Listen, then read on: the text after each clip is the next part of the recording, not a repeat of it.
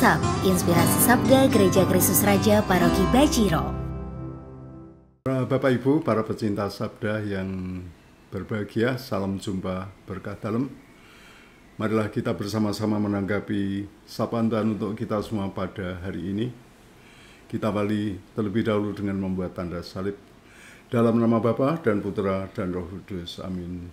Kita puji Tuhan. Kemuliaan kepada Bapa dan Putra dan Roh Kudus, seperti pada permulaan, sekarang, selalu, dan sepanjang segala abad. Amin. Sabda untuk hari ini dari Markus 1 ayat 29 sampai 39.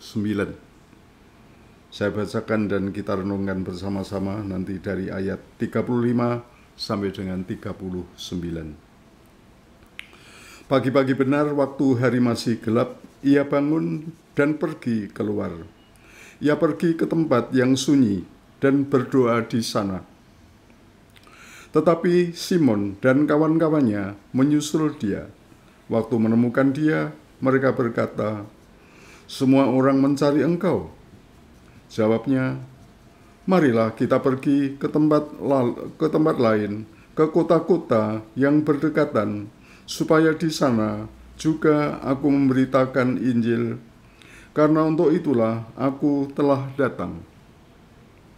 Lalu pergilah ia ke seluruh Galilea dan memberitakan Injil dalam rumah-rumah ibadat mereka dan mengusir setan-setan.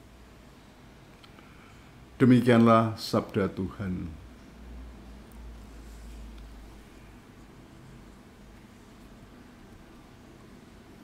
Bapak, Ibu, dan saudara-saudari para pecinta sabda yang berbahagia, dari bacaan Injil pada hari ini, kita mengenal Yesus itu sebagai guru berkeliling. Tuhan Yesus rajin mengajar dari satu tempat ke tempat yang lain, berkeliling. Bahkan dalam bacaan itu dikatakan karyanya itu di seluruh Galilea. Dapat kita bayangkan enggak ya, Galilea itu wilayah yang luas sekali, pegunungan. Ada beberapa kota dan desa di sana. Dan Tuhan Yesus adalah seorang guru yang berkeliling. Ia pergi ke berbagai tempat untuk mengunjungi umat, untuk mengajar, untuk menyembuhkan orang yang sakit, mengusir setan-setan, dan lain sebagainya. Ia juga mengungkapkan keakrabannya dengan Allah Bapa dengan berdoa. Ya, di waktu sepi, terutama di malam hari, Tuhan Yesus suka mencari tempat yang sepi dan berdoa. Yesus, ini satu hal yang ingin kita renungkan lebih lanjut. Yesus juga selalu mengikut sertakan murid-muridnya di dalam karya pelayanan.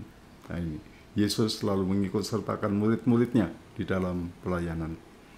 Bahkan pada saatnya nanti Tuhan Yesus juga mengutus mereka untuk apa? Untuk melayani umat, ya, untuk mengajar, untuk mendoakan umat, untuk menyembuhkan yang sakit, dan lain sebagainya. Nah, Bapak, Ibu, dan saudara-saudari yang dikasihi Tuhan, ya sekarang ini Tuhan sudah naik ke surga, ya. Umat itu ditinggalkan oleh Tuhan, dan Tuhan memberi tugas kepada kita umatnya. Kita gerejanya diberi tugas untuk meneruskan karyanya, mewartakan kabar gembira yang menyelamatkan. Ya, maka Bapak, Ibu, dan saudara sekalian yang terkasih, kehadiran kita di dalam keluarga, kehadiran umat di dalam keluarga, kehadiran umat dan kita semua di tempat karya, di lingkungan di mana ia tinggal, di setiap peristiwa kehidupan, di sanalah kita menghayati suatu perutusan.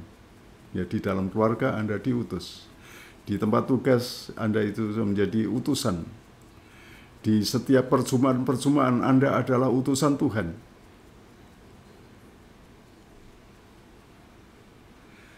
Para romo, para suster, dan para bruter yang mendapatkan tugas perutusan studi, ya misalnya di Paroki Bajiro ada Romo Sigit, ya, beliau mendapatkan tugas untuk studi lanjut di Universitas Atmajaya, mendalami ilmu manajemen. Ya, Romo Sigit juga menyadari itu sebagai utusan, ya, utusan dari Bapak Uskup, utusan dari Tuhan sendiri sebagai imam. Dan ya, tugas belajar itu pasti karena merupakan suatu perutusan akan dihayati dengan sungguh-sungguh, dilaksanakan dengan sepenuh-penuhnya demi yang meningkatnya pelayanan dari biara ataupun dari keuskupan. Bapak, Ibu, dan saudara sekalian yang terkasih, di tempat perutusan itulah kehadiran dan kasih Tuhan kita wartakan dan kita wujudkan. Kita hadir dan melayani dengan kasih. Tidak sembarangan, ya, kehadiran kita bukan kehadiran yang sembarangan, tapi kehadiran yang sungguh kita jaga kualitasnya. Kita hadir dengan membawa sukacita. Dan seperti Tuhan Yesus yang selalu berdoa di tengah-tengah kesibukan karyanya, kita juga berdoa agar kita dimampukan untuk melakukan hal-hal yang terbaik bagi keluarga dan lingkungan di mana kita berada. Dan pasti kita juga berdoa untuk yang kita layani, ya. Ini kita jangan sampai lupa, ya, berdoa untuk yang kita layani. Kita senantiasa memohonkan berkat Tuhan untuk keluarga yang kita cintai, tempat tugas di mana kita berkarya, lingkungan di mana kita hidup bersama. Bapak, Ibu, dan saudara-saudari para pecinta sabda yang diberkati Tuhan, hidup memang tidak lepas dari godaan-godaan. Ya, perjumpaan-perjumpaan memang sering kali menjadi negatif, menjadi ajang pelecehan, menjadi ajang kekerasan, menjadi ajang pemerasan, dan lain sebagainya. Ya, itulah akibat daripada egoisme nafsu yang ada di dalam diri kita manusia.